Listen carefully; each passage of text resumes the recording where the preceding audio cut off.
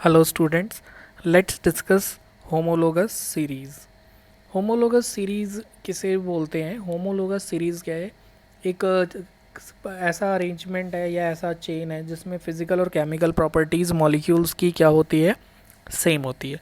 For example अगर मैं बात करते हैं हम एल्केन की, तो you can say alkane means hydrocarbons containing single bonds. वो हाइड्रोकार्बन्स जिसमें सिंगल बॉन्ड होते हैं, हाइड्रोकार्बन्स कंटेनिंग सिंगल बॉन्ड्स, उन्हें हम बोलेंगे एल्केन्स. फॉर एग्ज़ाम्पल CH4, फिर उसके बाद हम लिखेंगे CH3. तो CH4 is methane and CH3 is ethane. अगर हम बात करें तो CH4 का मास हो जाएगा 16 ग्राम और CH3 का मास हो जाएगा 6. कार्बन कार्बन को ऐड कर देंगे तो ये हो जाएगा 12 12 24 और प्लस 6 30 ग्राम. फिर उसके बाद अगर हम एक और लिखते हैं CH3 नाउ प्रोपेन का मास कितना होगा? तो 12 3 36 और 3 3 6 और 2 8, तो इसका हो जाएगा 44 ग्राम. सेम वे हम ब्यूटेन लिखते हैं CH3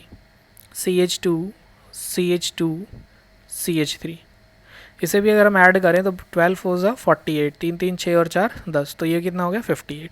अब मैं आपसे बोलूँगा कि आप ऐसा करिए, सभी के बीच में डिफरेंस निकालिए कि what is the difference between 16 and 30. 16 और 30 के बीच में क्या डिफरेंस है, 30 और 44 के बीच में क्या डिफरेंस है, 44 और 58 के बीच में क्या डिफरेंस है. तो 16 और 30 के बीच में क्या डिफरेंस है? 16 और 13 के बीच में डिफरेंस है 14 AMU. 30 और 44 के बीच में क्या डिफरेंस है? 14 AMU. 44 और 58 के बीच में क्या डिफरेंस है? 14 AMU. तो यहाँ से हम होमोलोगस सीरीज़ की डेफिनेशन लिखने की कोशिश करते हैं कि ये वो ऑर्गेनिक कंपाउंड्स होते हैं. These are those organic compounds having similar physical and chemical properties in which each successive member differ by 14 AMU और 1 CH2 यूनिट. मतलब सभी में एक CH2 का फ़र्क है और सभी की फिजिकल और केमिकल प्रॉपर्टीज़ ऑलमोस्ट सिमिलर होती हैं. नाउ जैसे कि एल्केन है, इन सब की प्रॉपर्टीज़ ऑलमोस्ट सिमिलर है, सब लेस रिएक्टिव हैं, सभी गैसेस हैं, एवरीथिंग इज़ सेम. अब ऐसे ही डिस्कस करते हैं एल्कीन. एल्कीन क्या होता है? Alkene is hydrocarbon containing double bonds. वो हाइड्रोकार्बन जिनमें डबल बॉन्ड होता है उन्हें हम एल्कीन बोलते हैं. फॉर एग्ज़ाम्पल अब डबल बॉन्ड के लिए कम से कम 2 कार्बन होना चाहिए. तो अगर हमसे पूछा जाता है कि लोवेस्ट होमोलोगस मेंबर कौन होगा, एल्कीन की होमोलोगस सीरीज़ का लीस्ट मेंबर क्या होगा, तो हमें दिख रहा है कि एल्केन में तो लीस्ट मेंबर मीथेन होगा, बट एल्कीन में लीस्ट मेंबर इथीन होगा. Then CH3CH double bond CH2. अगर आप दोनों में डिफरेंस देखें तो अगेन डिफरेंस 14 AMU का आ रहा है और एक CH2 यूनिट का आ रहा है. तो इथीन और प्रोपीन में डिफरेंस 14 AMU का है और CH2 यूनिट का है. Same way CH3CH2CH double bond CH2 butene. तो अब आप ब्यूटीन और प्रोपीन को भी कंपेयर करेंगे तो सिर्फ एक, दोनों में एक CH2 का ही फ़र्क है, बाकी प्रोपीन और ब्यूटीन इज़ सेम, सिर्फ एक CH2 यूनिट का डिफरेंस है. सेम वे अगर हम ब्यूटीन के बाद एक और कार्बन लिखते हैं और उसको अगर हम पेंटीन मान लें तो वी कैन ईज़िली ऑब्जर्व, हम देख सकते हैं कि ब्यूटीन और पेंटीन में सिर्फ और सिर्फ CH2 का ही फ़र्क है, पेंटीन में एक एक्स्ट्रा CH2. तो अगेन दीज आर और होमोलोगस सीरीज़. सारी एल्कीन की प्रॉपर्टीज सेम है, सभी पे डबल बॉन्ड है और फिजिकल और केमिकल प्रॉपर्टीज़ में एक रेगुलर ग्रेडेशन चेंज शो करता है. ये रेगुलर ग्रेडेशन मतलब ऐसा है कि जैसे CH4 इज़ अ गैस और CH4 लेस रिएक्टिव होते हैं, इथीन इज़ मोर रिएक्टिव. तो all ethenes are more reactive and all alkenes are less reactive. ऐसे आप अभी समझ सकते हैं, बाकी डिटेल में धीरे धीरे और क्लियर करते हैं. अब एक नया टर्म समझने की कोशिश करते हैं, alkyl group. What is alkyl group? Alkyl group क्या होता है? अब जैसे हम 10th क्लास तक ये पढ़ चुके हैं कि CH4 is called as methane. तो एल्काइल ग्रुप में क्या होगा, एक हाइड्रोजन कम कर देंगे और ये किसी से कनेक्टेड होगा और इसका अब नाम क्या हो जाएगा, मिथाइल। सेम वे अगर CH3 इथेन है एल्केन में, उसमें से अगर एक हाइड्रोजन हम कम कर देते हैं तो ये हो जाता है CH3CH2 इथाइल। तो बेसिकली वी कैन से हम ये बात कहेंगे कि अल्काइल ग्रुप्स कब क्रिएट होता है, जब हाइड्रोकार्बन में से एक हाइड्रोजन रिमूव कर दें। अब मैं जैसे ये बात बोलता हूँ कि हाइड्रोकार्बन में से एक हाइड्रोजन रिमूव कर देता हूँ, हमें लगता है कि जस्ट एल्केन से ही करना है। नो, ऐसा कुछ नहीं है। अगर मैं CH3CH डबल बॉन्ड CH2 इसमें से भी एक हाइड्रोजन कम कर देता हूँ CH2, तो लेट से अगर ये प्रोपीन है, तो इसका नाम प्रोपिनाइल हो जाएगा। क्या होगा, propynyl. It is called as propynyl, इसको हम प्रोपिनाइल बोलेंगे। सेम वे अगर हम CH3CH2CH डबल बॉन्ड CH2 इसका नाम ब्यूटीन है, तो अगर इसमें से एक हाइड्रोजन कम कर देते हैं तो इसका नाम ब्यूटीनाइल हो जाएगा। It is called as ब्यूटीनाइल।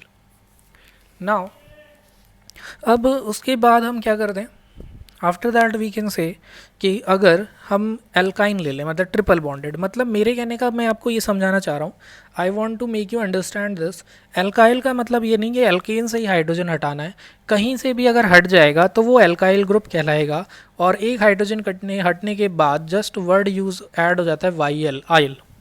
Propynyl है तो प्रोपीन से प्रोपिनाइल, ब्यूटीन से ब्यूटीनाइल एंड मीथेन से मिथाइल। तो अगर यू कैन से कि अगर एल्केन है तो एल्केन का जो सब्स्टिट्यूएंट होगा, हाइड्रोजन रिमूव करेंगे तो we call it as alkyl, और इसका जनरल फॉर्मूला होगा CnH2n माइनस +1। एल्केन का क्या होता है, CnH2n +2। सेम वे अगर एल्कीन होगा तो एल्कीन से जो बनेगा उसे बोलेंगे एल्कीनाइल। अब हम एल्कीन का जनरल फार्मूला लिखते हैं CnH2n, तो एल्कीनाइल का जनरल फार्मूला हो जाएगा CnH2n -1। नाउ एल्काइन से अगर एक हाइड्रोजन रिमूव करेंगे तो जो सब्स्टिट्यूएंट बनेगा उसका नाम एल्काइनाइल है। मैं आपको बोलूँगा कि आप थोड़ा रिलेट करने की कोशिश करिए।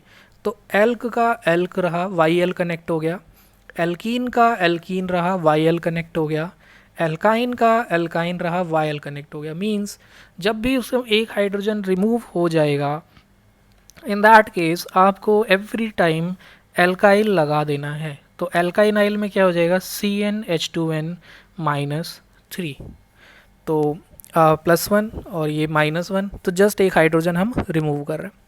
कुछ कॉमन एल्केन्स लेते हैं और उनका फॉर्मूला और उनके नेम और सिंबल्स को याद रखने की कोशिश करते हैं। तो इथेन का फॉर्मूला होगा CH3CH3।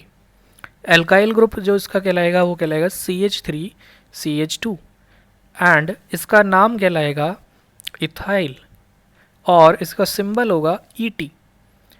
तो ध्यान रखना कहीं भी ET लिखा है तो इट मीन्स इथाइल, और यू कैन से C2H5। Now propane, what is propane? Propane क्या होता है, CH3CH2CH3। अब इसका सब्स्टिट्यूएंट हम क्या बना सकते हैं, it can be written as CH3CH2CH2। अगर हमने ये लिखा है तो इसका नाम होगा propyl, it's name is propyl. But से इसको हम दो तरीके से कर सकते हैं, हाइड्रोजन फर्स्ट कार्बन से रिमूव किया जा सकता है या हाइड्रोजन सेकंड कार्बन से रिमूव किया जा सकता है। अगर सेकंड कार्बन से हमने हाइड्रोजन को रिमूव किया है तो ये हो जाएगा CH3CH3।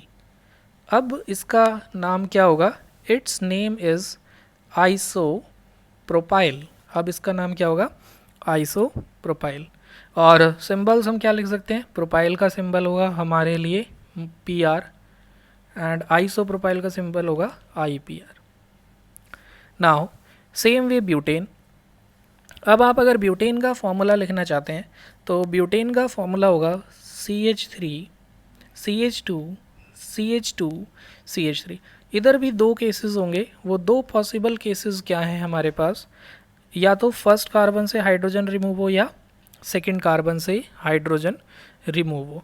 अब अगर फर्स्ट कार्बन से हाइड्रोजन रिमूव होता है तो हम बोलेंगे ब्यूटाइल, और अगर सेकेंड कार्बन से रिमूव होगा तो अब तक हम याद कर चुके हैं प्रीवियस लेक्चर्स में, ये सेकेंडरी कार्बन है और इसका नाम होगा सेकेंडरी ब्यूटाइल। सेम वे अगर फर्स्ट कार्बन लिखने की कोशिश करते हैं CH3 CH2 CH2 CH2 और एक हाइड्रोजन हटा दिया, now it is simply called as, इसको सिंपली हम क्या लिखेंगे, ब्यूटाइल। तो यू कैन से कि आप इस तरीके से ब्यूटेन को लिख सकते हैं। और secondary butyl, secondary butyl is also known as, secondary butyl को हम और क्या कह सकते हैं, आइसो ब्यूटेन नहीं कह सकते। आइसो ब्यूटेन क्या होगा, अगर हम सेकेंड कार्बन पे मिथाइल लगा दें और ये है हमारा आइसो ब्यूटेन। अब अगर इसमें से एक हाइड्रोजन रिमूव कर देते हैं तो we get CH3 CH CH3 CH2। अब इसके लिए जो वर्ड यूज़ होगा वो वर्ड यूज़ होगा आइसो ब्यूटाइल। तो जस्ट इसे क्लासीफाई कर लेते हैं, just try to classify it, कि ये नेम्स हैं हमारे और इधर सिंबल्स हैं। तो ये हमारा क्लासिफिकेशन है, सो दैट हमें कोई कन्फ्यूज़न ना हो। तो just verify it and I suggest you to learn this also, आप इसको लर्न भी कर लीजिए। Thank you.